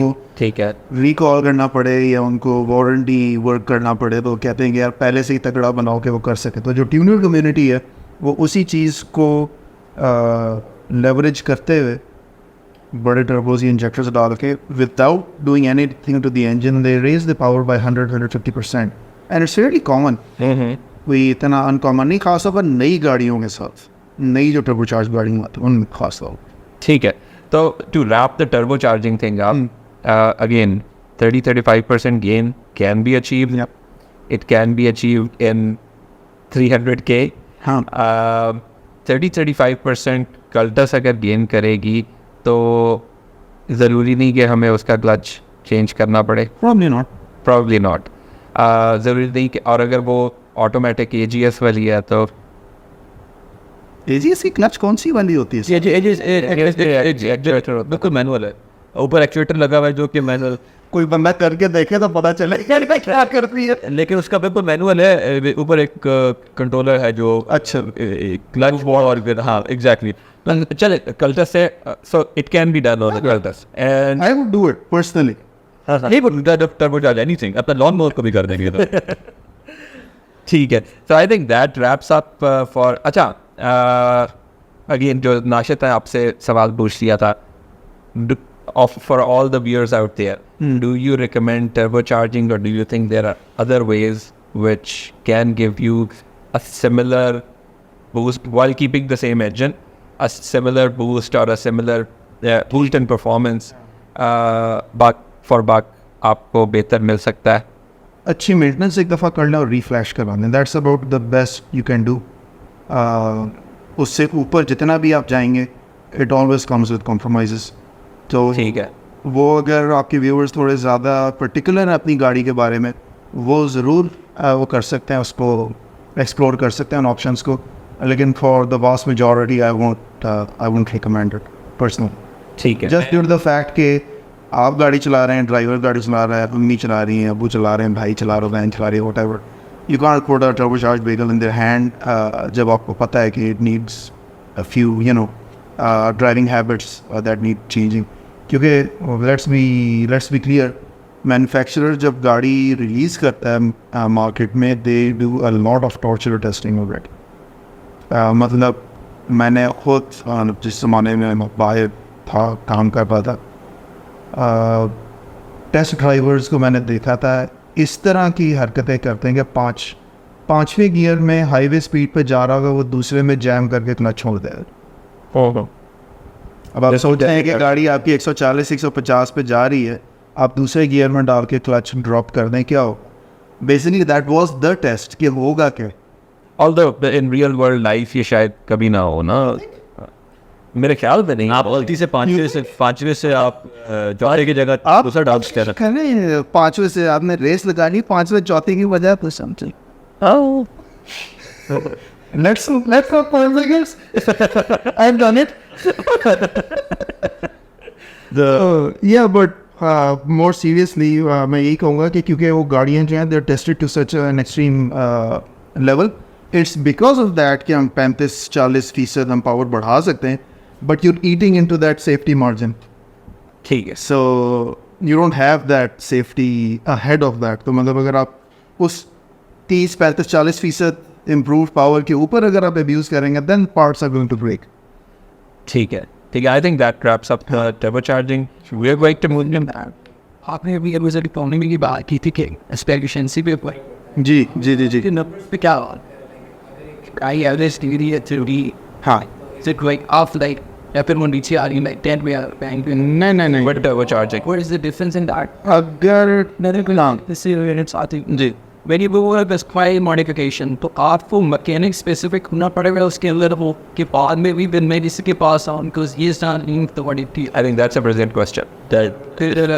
उस पर भी तस्वीर तो you can take the R out के मैं इसको not seen about our station travels को बहुत ज़्यादा खींचना और फिर मेरे पास जो आ जाए I don't know about it.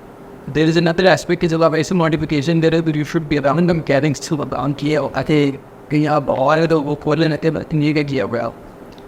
Turbocharging के केस में बहुत स्पेसिफिक हम वो लेते हैं एग्जांपल. सॉरी, पहला आपका सवाल था उसका इकोनॉमी का. ठीक है.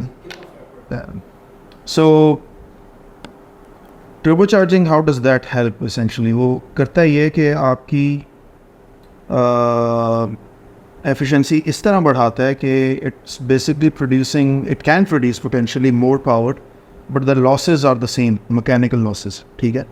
तो more of the fuel is being converted into power.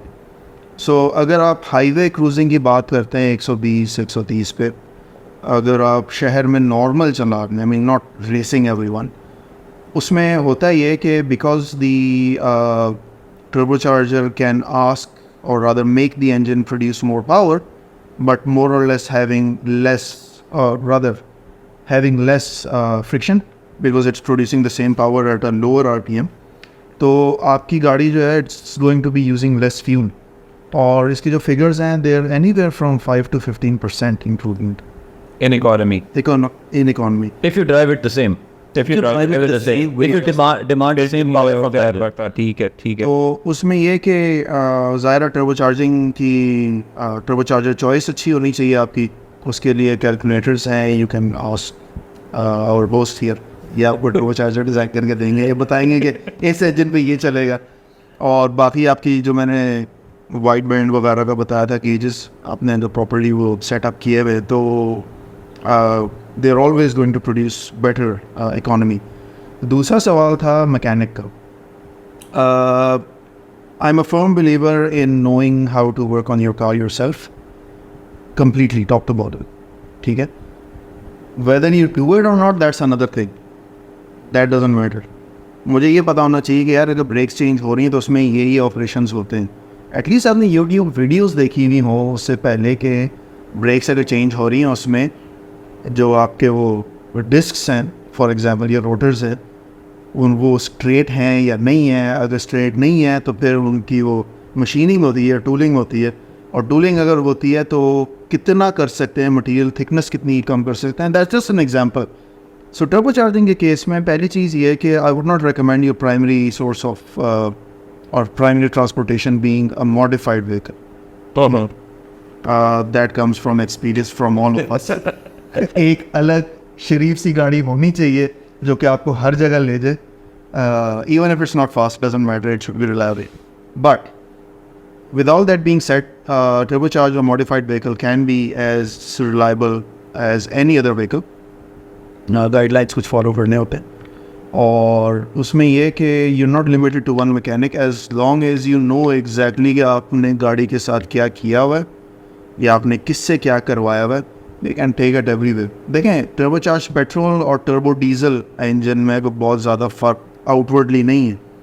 आपके पास टर्बो चार्जर को ऑयल फीड होगी, उसका ड्रेन होगा, पाइपिंग है, everything is the same.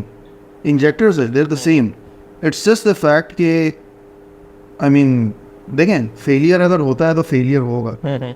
You basically turbocharge vehicle के केस में या टर्बोचार्जर फेलियर हो सकता है which is not likely if it's running that low boost pressure. It could be that your engine is non to in that case. And I think it's ये इसी तरह है जिस तरह अगर आप फॉर इंस्टेंस कुमराट में अपनी हैवल के साथ फंस गए हैं तो उसके बारे में भी किसी को नहीं पता उधर. आई वुड एक्चुअली आर्ग्यू कि अगर आपके पास एक टर्बोचार्ज मैनुअल पेट्रोल गाड़ी है, you are more likely to get it running in a remote area than any of these modern vehicles. अच्छा, that's my personal thing. And all blame comes to electronics. हाँ, अच्छा doctor साहब, हमारी बात तो हो गई है अभी टर्बो चार्जर के बारे में. I think we have wrapped everything up. इसके साथ रिलेटेड ही there superchargers. What do you say about them? they are actually a better option. Okay, so better is a difficult way to describe. अगर आपने engine बे के अंदर और engine के ऊपर अपने मॉडिफिकेशंस कम करनी, like you want it to be as close to original looking as possible, superchargers are the way to go. अब वो होता क्या है कि इंटेक मैनिफोल्ड की जगह लग जाते हैं, वो उसी के अंदर अक्सर औकात इंटरकूलर भी होता है, ये चार्ज कूलर कहलाता है. और जो आपकी एक्सेसरी बेल्ट जो स्टॉक होती है, जो अल्टरनेटर कंप्रेसर वगैरह पर चला रही होती है, वही लंबी बेल्ट जो किट मैन्युफैक्चरर्स हैं वो आपको देते हैं, वही उसके ऊपर से लूप करके supercharger को भी चला होता है. Again, they have 5 to 6 psi of boost pressure, which is 35 to 40%. Power थोड़ी सी कम देते हैं वो टर्बो चार्जर के मुकाबले में, क्योंकि जिस तरह आपको शुरू में बताया था कि turbocharger exhaust waste heat से चलते हैं. सुपर चार्जर को चलाने के लिए बेल्ट से इंजन से डायरेक्टली पावर ले रहे होते हैं, तो you are looking at 25-30% maximum power increase at that boost. फ़ायदा उसका ये है कि आपको इंजन के ऊपर कोई मॉडिफिकेशन नहीं करनी पड़ती है. एग्जॉस्ट मैनिफोल्ड भी वही है, कैटलिटिक कन्वर्टर भी वही रहेगा. आपका ये सुपरचार्जर किट लग जाता है. अक्सर औक़ात आपको किट में इंजेक्टर्स मिलते हैं, वो लग जाएंगे. और आपका ECU जो है वो रीफ्लैश हो जाता है बिकॉज नाउ इट नोज कि it's got higher pressure, bigger injectors, तो फ्यूल की क्वांटिटी को करेक्ट करेगा. And It seems like an obvious choice over turbochargers. फिर क्यों नहीं है इनके ऊपर, क्यों इतना काम नहीं हो रहा? नहीं बताएं. They are expensive.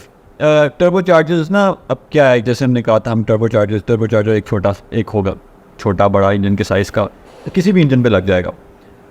Super chargers एक तो कम प्रोड्यूस होते हैं. मेरा अपना ओपिनियन ये है कि मेरा अपना ख्याल ये है कि प्रोडक्शन इनकी कम है और दे आर वेरी कस्टमाइज. जैसे इन्होंने कहा कि मैनीफोल्ड के ऊपर लग जाते हैं, तो जो किट बनाएगा वो मैनीफोल्ड कास्टिंग या उसको चेंज करेगा. कल्टस के लिए कल्टर और वो उनकी भी टॉलरेंसेस मैन्युफैक्चरिंग और कम हो रही है और ज़्यादा हाई प्रोसीजर तो नहीं कहूँगा. टर्बो चार्जर्स भी बहुत प्रिसाइज होते हैं, लेकिन वो they end up costing you a lot. Turbo chargers में मैं स्क्रैप मार्केट से स्कैवेज करके पार्ट्स लगा सकता हूँ, इसमें मैं बहुत मुश्किल हो जाता है लगाना. बहुत. अच्छा, एक चीज़ हमने मिस किया, टर्बो चार्जर्स और सुपर चार्जर्स, या इनमें से क्या जाना चाहिए अपार्ट फ्रॉम द फैक्ट कि अभी एक परफॉर्मेंस वाली चीज़ है, एक और एस्पेक्ट आता है कि यार मुझे टर्बो की आवाज़ बड़ी पसंद है. लोग इसलिए भी टर्बो चार्ज करते हैं. तो यस एग्जैक्टली ये, और सुपर चार्जर की भी फिर एंथुसियास्ट है. मैंने ये टॉपिक इसलिए बात की कि जिसने सुपर चार्जर करना है, जिसको वो पसंद है, उसे सुपर चार्ज ही करना है. सुपर चार्जर की वाइन होती है विसल टाइप. सुपर चार्जर का एक और फ़ायदा ये है कि उसका टॉर्क कर्व बहुत फ्लैट होता है. सही है. It acts like naturally aspirated. It acts like a bigger engine. That's all. Turbo charger में ये होता है till the time you have enough exhaust कि आपका टर्बो स्पूल करे और कंप्रेसर कंप्रेस करना शुरू करे, देयर इज़ अ लैग, उसको टर्बो लैग बोलते हैं. सुपर चार्जर में क्योंकि it is directly running of the crank तो उसमें वो इंस्टेंट रिस्पॉन्स होता है. और ये जो डिसीजन ये डिसाइड करना था, जैसे आपने कहा कि ऑब्वियस है, ये ऑब्वियस इतना ऑब्वियस नहीं रहता. जब ये किसी को जिसको ब्लो ऑफ वेल की आवाज़ पसंद है, उसके लिए चाहे दूसरे प्रोज भी हो, तो वो कहेगा मुझे ये चाहिए. तो ये इस तरह का ये है. और एब्सोल्यूट पावर में मेरा ख्याल है Well, अगर एब्सोल्यूट पावर की आप बात करते हैं, we'll go into drag racing.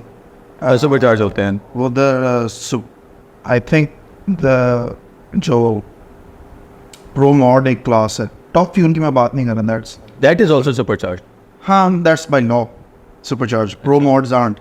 तो उधर सुपर चार्जर और टर्बो चार्जर में बहुत ज़्यादा फ़र्क नहीं है पावर का. तो coming back to Pakistani market, क्या हमें इज देयर एनी चांस कि मेरे कल्टस वाले भाई को कल्टस का सुपर चार्जर मिल जाएगा, या मेरे सिटी वाले भाई को सिटी का सुपर चार्जर मिल जाएगा? सुजुकी हो सकता है कि सुजुकी जापान या सुजुकी स्पोर्ट मेरे ख्याल है उनका वो है विंग, और शायद बनाते हो कल्टस के super chargers. Not necessarily for the Cultus, probably for the engine that's in the Cultus. दूसरा एक और फ़ायदा सुपर चार्जर्स का ये है टर्बो चार्जर्स के ऊपर बहुत बड़ा, स्पेस. टर्बो चार्जर्स जो हैं वो एक तो स्पेस ज़्यादा लेते हैं, दूसरा ये टर्बो चार्जर्स आर हॉट, तो उसकी हीट मैनेजमेंट एक बहुत बड़ा इशू है. तो अगर आपके पास बहुत टाइट इंजन भी है, जो कि आजकल सब गाड़ियों में हाँ, तो in a lot of cases you can't put turbo chargers. Corolla की बात करते हैं, उधर बहुत बड़ी जगह, तो there is no issue. Honda Fit की बात अगर आप करते हैं, देयर इज़ नो स्पेस, तो आप तो अच्छा, एक ऑप्शन सुपर चार्जिंग में आती है जो कि क्या कहना चाहिए, they are not specific to every vehicle. वो सेंट्रीफ्यूगल सुपर चार्जर्स कहलाते हैं, which is like a turbocharger की कंप्रेसर, उसका वो शेप उसी तरह की लगती है. हाँ, कंप्रेसर की तरह शेप है, लेकिन पीछे से होता बेल्ट ड्रिवन है. तो it sort of bridges the gap between turbo charging and super charging. उसका फ़ायदा ये उस वाले सिस्टम का कि आप जो कंप्रेसर है या सुपर चार्जर जो है, वो आप इंजन पे कहीं से भी आप ड्राइव ले सकते हैं जहाँ पे आपके लिए कन्वीनियंट हो, और फिर जो भी उसके पाइप्स निकल रहे हैं वो फिर इंटरकूलर के थ्रू हो के इनटेक मैनिफोल्ड में आप फिट कर सकें.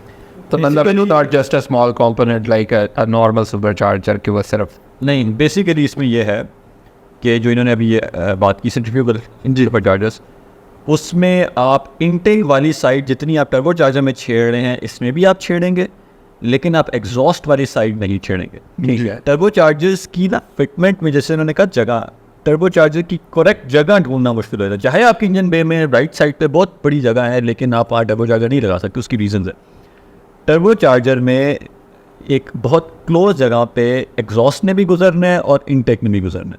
सही है, आपको टर्बो चार्जर में एग्जॉस्ट गैसेस निकालनी है, लेकिन लाइक आधे फिट के साथ आपको इनटेक के पाइप्स निकालने हैं। तो जो ये प्लम्बिंग है ना, दैट बिकम्स अ चैलेंज। हाँ, तो जब ये सुपर चार्जर, जैसे मैंने सेंट्रीफ्यूगल सुपर चार्जर का, which is relatively easier to also mount, उसमें एग्जॉस्ट की प्लम्बिंग निकल गई है, क्योंकि वो है ही नहीं, उससे ताल्लुक नहीं है।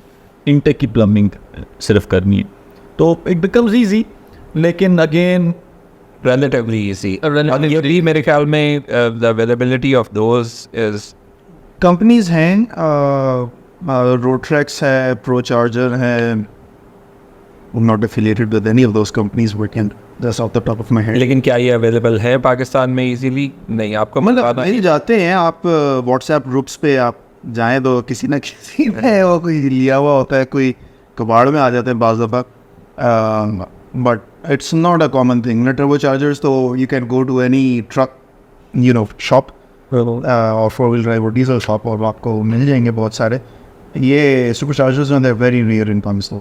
ठीक है। So we are left with turbochargers for. एक और चीज़ जिसके बारे में हमने मूवीज़ में बहुत देखा है, और मेरे ख्याल में वो इसी वजह से हम सबको वो फैसिनेट भी करती है कि बटन दबाया और एकदम आपको सीट पीछे चले गए, whiplash हुआ। That is the nitrous kit हाँ, लॉस। ये क्या चीज़ होती है, इसकी क्या प्रैक्टिकलिटी है? अगेन रिलायबिलिटी के ऊपर भी बात करेंगे, लेकिन पहले बताइए ये होता क्या है, काम कैसे करती है? बेसिकली आपके पास दो कंपोनेंट्स हैं इसमें। एक नाइट्रस ऑक्साइड गैस है, N2O। सो केमिस्ट्री में अगर आप जाएं तो उसमें N2O या N2O? N2O N2O। जी। सो उसमें ये है कि आपके पास 56-32 की वेट रेशो में ना आपके पास नाइट्रोजन टू ऑक्सीजन होता है। हवा में the air we breathe it's 78-21। मेरा ख्याल है फिगर्स एग्जैक्ट डाल देते हैं। सो बेसिकली आप ये कह रहे हैं कि आपके पास तकरीबन 25-30% ऑक्सीजन ज़्यादा मिल रही है with that nitrous oxide injection. अच्छा, अब होता क्या है, वो बेसिकली जब आप स्प्रे करते हैं इंजन के अंदर, वो इंजन जो है वो एक वॉल्यूम हवा पे खींच सकता है। It's not drawing in oxygen और air, it's just drawing a volume of air, जिसके अंदर जितनी ऑक्सीजन आएगी उतना आप फ्यूल जला सकते। जब आप नाइट्रस ऑक्साइड करते हैं या इंजेक्शन करते हैं, उसमें अवेलेबल ऑक्सीजन की क्वांटिटी बढ़ जाती है। ठीक है। So essentially you can burn more fuel. So more fuel means more energy, so more power. अब इसमें टिपिकली इसकी जो रेटिंग है वो हॉर्स पावर रेटिंग में होती है, जिसको शॉर्ट कहते हैं। वो 50, 75, 100, 400, 1000 whatever, मतलब the sky is the limit. So उसमें what does that mean is कि आपके पास लेट्स सपोज आप कहते हैं 50 शॉर्ट है, मीनिंग आप 50 हॉर्स पावर इक्विवेलेंट फ्यूल उधर से स्प्रे करने उस किट में से, और आप उसको सपोर्ट करने के लिए एक क्वांटिटी ऑफ नाइट्रस ऑक्साइड आप साथ स्प्रे कर दें। तो basically what you doing is engine अपनी हवा और फ्यूल अलग खींचेगा, नाइट्रस किट जो है वो नाइट्रस ऑक्साइड और फ्यूल अपना एक्स्ट्रा साथ डालेगा ताकि मिक्सचर बैलेंस्ड रहे, लेकिन it's adding more fuel and more oxygen to the mix. So आपको जब वो किट ऑन होती है, आप डायनामोमीटर पे भी देखेंगे कि आप इंजन की वो मेजर कर रहे हैं पावर। नाइट्रस किट जैसे ही ऑन होती है, साथ ही आपको 50 हॉर्स पावर की एक वर्टिकल लाइन मिल जाती है, और फिर your curve continues onwards. It's that reason why 0 lag, लेकिन there are some issues with safety and what not. पहली चीज़ तो ये है कि आप जुगाड़ नहीं लगा सकते, baby you have to use all the rated fittings and everything. जो मैन्युफैक्चरर है वो गाइडलाइंस आपको देगा कि जी 50 शॉट के लिए आपको ये वाले जेट लगाने फ्यूल वाली साइड पे और नाइट्रस साइड पे, तो यू डू दैट। उसके बाद वो ये भी कहेंगे कि जी इतने 1000 RPM के बाद आपने इसको एक्टिवेट करना है, लो RPM पे नहीं करना। ठीक है। which is another thing which will That is back to dangerous or is it break your engine? ठीक आप 50 हॉर्स पावर ऐड कर रहे हैं लेट्स इंजन एक सर्टन आरपीएम पे सर्टन हॉर्स पावर बनाता है. जनरली स्पीकिंग एक petrol engine let's say 6000 RPM पे अपनी मैक्सिमम पावर बना रहा है और वो 1000 अगर वो आपका 1.8 140 हॉर्स पावर है तो वो 1000 आरपीएम पे मोस्ट प्रॉब्ली 30-40 बना रहा हो. सही है. अब आप 50 ऐड कर रहे हैं 140 से तो तेरे 50 ऐड हो जाता है. 30 में आप 50 ऐड करेंगे तो वो तो उस वक्त करीब 80 और वाइड ही नहीं कर रहे. वो क्या करें 30 में से 30 में से तो उधर तो क्या हो it's like 160% increase in power immediately. So it burns everything.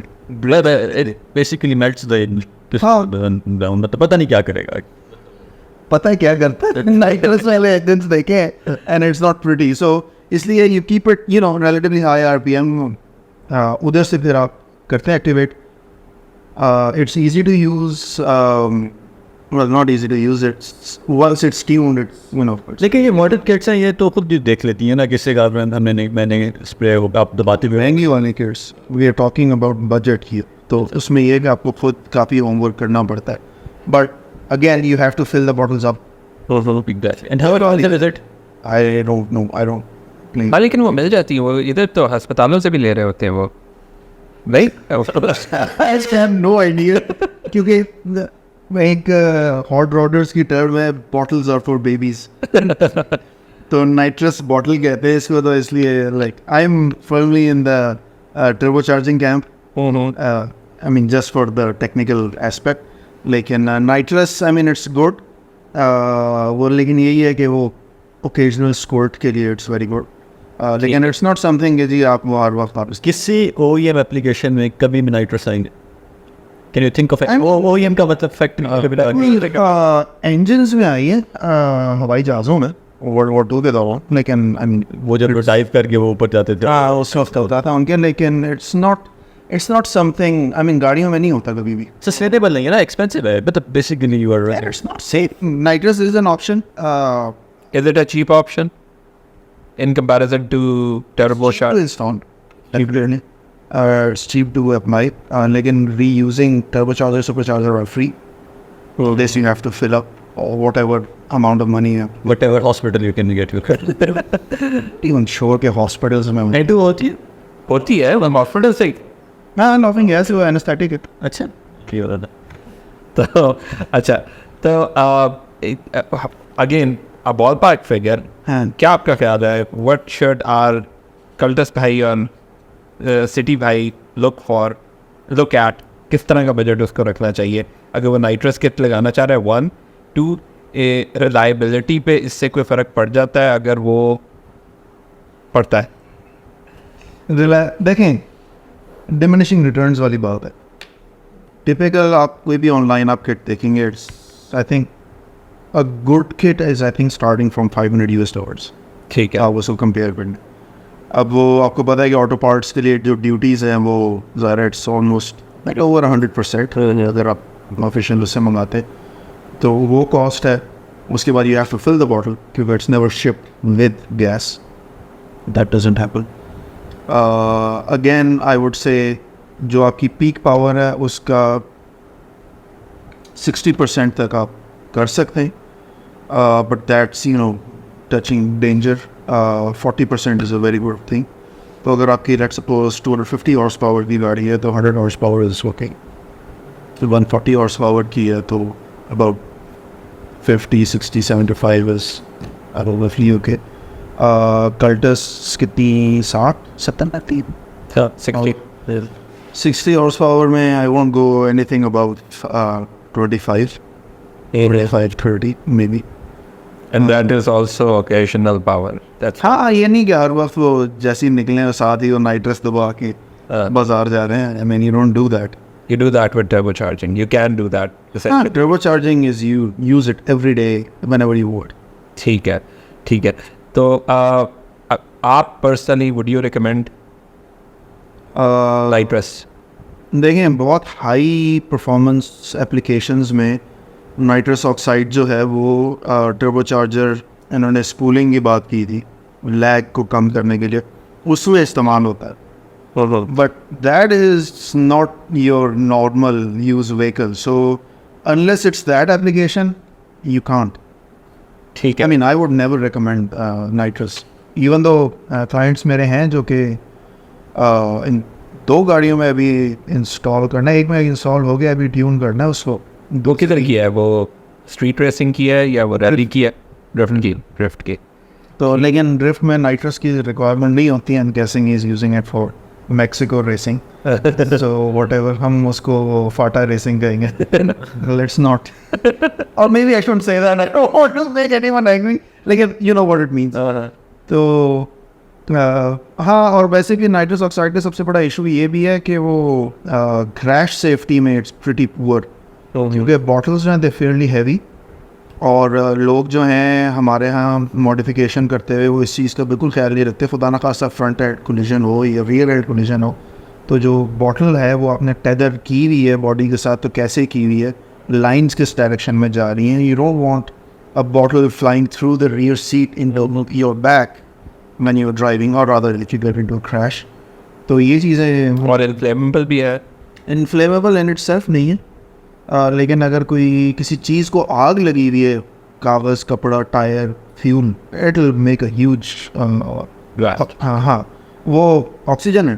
हाँ, वो मुझे याद है. There was a scene in the first original Fast and the Furious as well. हाँ, उसके अंदर दे somebody कोई गोलियों की बौछार करता है उनकी गाड़ी के ऊपर, और द डॉम एंड ब्रायन. वो खैर अगर आप मूवी उस रन से भी निकलें, ड्रैग रेसिंग में it's a very common occurrence. उसको नाइट्रस बैकफायर कहते हैं. इनटेक मैनिफोल्ड में बाज़ दफ़ा उनके कैम्स इस तरह के होते हैं, दे यू नो इंजन जब बाज़ दफ़ा बैकफायर कर जाते हैं, तो उसमें अगर नाइट्रस बैकफायर हो तो it blows the intake manifold and ये चार्जर साइड पड़ा होता है. हाँ, साइड पर it's blown apart. So it's not something to be trifled with. It is very explosive. ठीक है. सो मेरे ख्याल में नाइट्रस तो हम बिल्कुल भी ना रिकमेंड करें. अभी तक तो हमने कुछ भी नहीं रिकमेंड किया. लेकिन नाइट्रस तो हम बिल्कुल भी ना करें. Turbocharging can be done, supercharging can be done, but it's not doable at Pakistan. फ़ायदे जितने हैं उतने ही नुकसान भी हैं, तो वो ज़ाहिर है बैलेंस्ड व्यू देना ज़रूरी है. ठीक है. तो मतलब नाइट्रस पे हमारा नहीं, नाइट्रस तो आई वुड नॉट रिकमेंड. उस पर कोई बैलेंस व्यू नहीं है हमारा. उसके ऊपर दे दो ओनली वन. No good. अच्छा, that leaves us to one thing apart from the snake oils, जो कि हम उन पे भी बात करेंगे बाद में. That leaves one thing which is जो आजकल काफ़ी मशहूर हुई है, यूनिचिप्स एंड ईसीडी फ्लैशेस. क्या चीज़ है ये? क्या करते हैं आप, और किस तरह ये काम करती है? Is it legitimate? इससे कोई गेन्स होते हैं? It's a tool. देखें, मैन्युफैक्चरर जब इंजन इनिशियली बना के फिर वैलिडेट करते हैं, वैलिडेशन का मतलब ये है कि they run it on engine test benches और देखते हैं कि कितनी पावर ये बना सकते हैं, कितनी टॉर्क ये बना सकते हैं, and they basically sort of know what the limits of the engine are. Safe limits, obviously. उसके बाद फिर उसके ऊपर वो लेयर डालते हैं इंजन ट्यूनिंग में या कैलिब्रेशन में for emissions which could be कि बेसिकली आपने ये टॉर्क यहाँ पे लिमिट करनी है. अभी साथ भाई बात कर रहे थे कि उनकी गाड़ी में रेस देते हैं तो थोड़ी देर में गाड़ी उठती है. That also is an emissions thing. Factory में जो स्टॉप एंड ट्रैफिक में जो स्टॉप एंड गो आपकी ड्राइविंग होती है उसमें उन्होंने ये देखा है, लेट्स सपोज कि जी जो नॉर्मल ड्राइवर है वो स्मूथली ऑपरेट नहीं करता थ्रॉटल, तो उन्होंने इलेक्ट्रॉनिकली स्मूथ आउट किया. So all of that for a discerning driver, ख़ास तौर पर उस तरह का ड्राइवर जो पुरानी गाड़ियों पे चला हुआ जहाँ पे सीधी एक तार जाती थी कार्बोरेटर को या थ्रॉटल बॉडी को, वो इंस्टेंट रिस्पॉन्स आता था, अब नहीं आता. एक वो फैसेट है, अगेन दैट्स एमिशंस. उसके बाद फिर आपके पास आते हैं डीजल के केस में स्मोक लिमिट्स. बिलीव इट और not, having a bit of smoke is good for power and it's good to wake up the turbocharger, lag कम करने के लिए. Obviously some people go too far but that's another discussion. तो manufacturer जो कहता है कि जी मैंने बिल्कुल धुआं नहीं निकाला, तो डीजल्स भी जो है ना दे आर वेरी स्लगिश. अब ये सारा कुछ मैन्युफैक्चरर से तो आ जाता है हमारे पास. अब पूरी दुनिया में ये ज़ाहिर है everyone wants to tinker with their vehicles and go faster. and go faster and have maybe more fuel efficiency, which is another thing which is becoming more and more relevant, and just a better driving experience. उस case में अच्छा reflash is the only way about going in that. वो इसलिए क्योंकि आप physically कोई change नहीं कर रहे, आप सिर्फ जो इंजन कंट्रोल यूनिट है उसको आप पैरामीटर्स थोड़े से चेंज कर रहे हैं, बता रहे हैं कि यार जब मैं ये थ्रॉटल इस तरह देता हूँ तो आपने डिले जो है अगर इतनी आप दे रहे हैं मिली सेकेंड्स की, आप इतनी कम कर, या अगर इतना कम RPM पे डीजल इंजन चल रहा है और आपने let's say foot to the floor किया है, let the engine smoke a little bit ताकि turbocharger spool up हो. So this is all done. You have to have obviously very good knowledge of how an engine works to be able to do this kind of tuning. तो आजकल काफ़ी हद तक क्या कहना चाहिए आपको, फ्लैश फाइल्स जो है वो ऑनलाइन मिल जाती है कुछ पाकिस्तानी गाड़ियों की भी. हाँ सर. इसमें क्वेश्चन मेरा एक आता है कि क्या सारी गाड़ियाँ चिप हो सकती हैं या कुछ इश्यूज क्लोज होते हैं? देखें, मैन्युफैक्चरर्स ने इलेक्ट्रॉनिक डिवाइसेस पे on the air over the air updates का एक कॉन्सेप्ट है. मैन्युफैक्चरर्स ने ख़ास मॉडल ईयर्स के बाद ना डायग्नोस्टिक्स को या वारंटीज़ को आसान करने के लिए उन्होंने ये किया कि जी इंजन्स में ये इशू आ रहा है, तो बजाय इसके कि वो ECU सारे गाड़ी में से उखेड़ के वापस मैन्युफैक्चरर को भेजें और नया ही दें, उन्होंने कहा कि जी लेट्स मेक द ECU रिफ्लैशेबल. तो फिर जो भी हमने उसमें इम्प्रूवमेंट करनी है वो हम डीलरशिप को देंगे, वो अपडेट करेंगे और फिर सारा कुछ हो जाए. आपको याद होगा सिविक टर्बो जब शुरू में आई थी, नॉकिंग का इशू था, स्पार्क प्लग्स तोड़ती थी, तो उन्होंने ओवर दी किया, ये रिफ्लैशेस दिए थे सब डीलर्स को. उन्होंने किया था. कुछ लोग DTune कहते हैं, I mean normally लोग DTune कहते हैं, but it's not really that simple. I mean I can make more power than in the stock Civic without breaking spark plugs. But that's just because जो user है he's always using high octane. ठीक है. वो एक अलग issue आ जाता है. तो लेकिन ज़ाहिर मैन्युफैक्चरर है वो लोवेस्ट कॉमन डिनोमिनेटर की तरफ जाता है, कहता है यार गाड़ी को सेव करो ताकि वारंटी में हर वक्त लोग चारों लाख उठा के ना आएंगे यार ये टूट रहे हैं. तो आई नो. तो जब ये चीज़ सब मैन्युफैक्चरर्स ने करनी शुरू की है ना, तो बेसिकली उससे हुआ ये कि every ECU is programmable from the OBD port. ठीक है. बाज़ में ECUs अभी भी निकालने पड़ते हैं, but there slightly older. But generally speaking कोई भी आप गाड़ी 2005-6 से आगे की लेंगे ना, some even older than that, they'll almost always have a possibility to be programmed from the OBD port. ठीक है. तो उसी चीज़ को लेवरेज करते हुए ओरिजिनल फाइल्स कुछ ECUs अलाउ करते हैं कि आप उस पर से रीड ऑफ कर सकें, उनमें मॉडिफिकेशन करते हैं, then you put them back in. Toyotas के केस में अभी हम तीसरे जनरेशन ECU पे हैं जो कि डायरेक्टली OBD से रीड कर सकते हैं. जो फर्स्ट था उसमें UCOT रीड, उसमें आपको ECU निकाल के सोर्स के अंदर सोल्डर करना पड़ता था, आप उससे डाटा रीड करना पड़ता था. सो बेसिकली जितनी भी आपकी हाईलाइट्स वीगोज हम फॉर द मोस्ट पार्ट जितनी भी मैंने ट्यून की दे were on by that.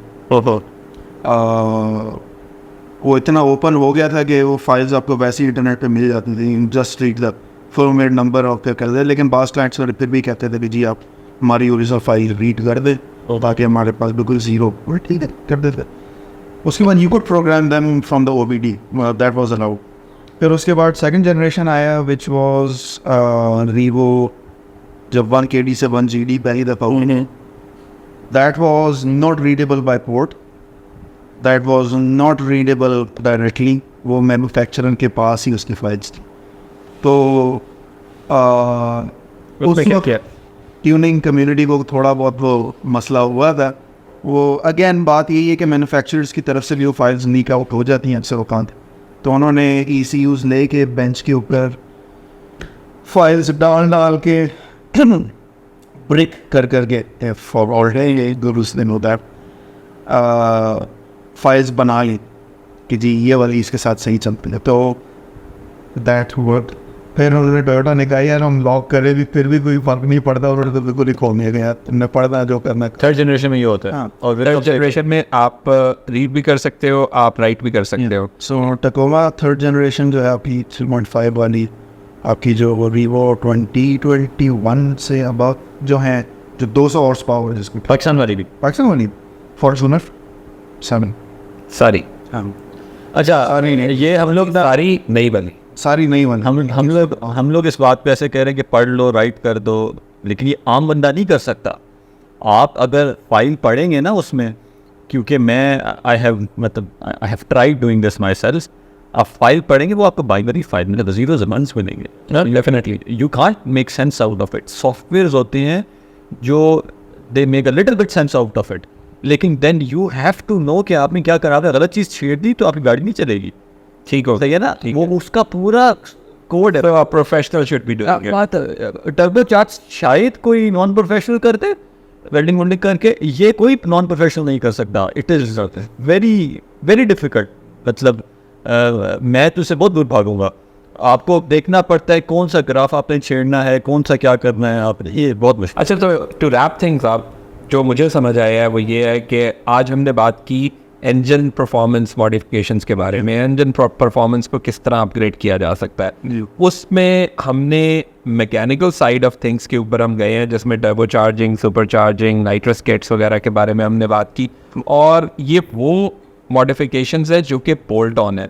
We still haven't touched the ones जिनके अंदर जो थोड़े से इन्वेसिव प्रोसीजर्स होते हैं, जिनमें हम गाड़ी के इंटरनल्स के साथ खेलते हैं और ऐसे काम करते हैं। ये बोल्ट ऑन जो कि गाड़ी के ऊपर एक्सटर्नली लगा के उससे परफॉर्मेंस एनहांस की जाती है। होल्ड ऑन भी है and they are also reversible, they are reversible as well and remove them whenever you are done with them. ठीक है, और your engine gets lifted. I don't want the parts on the new one.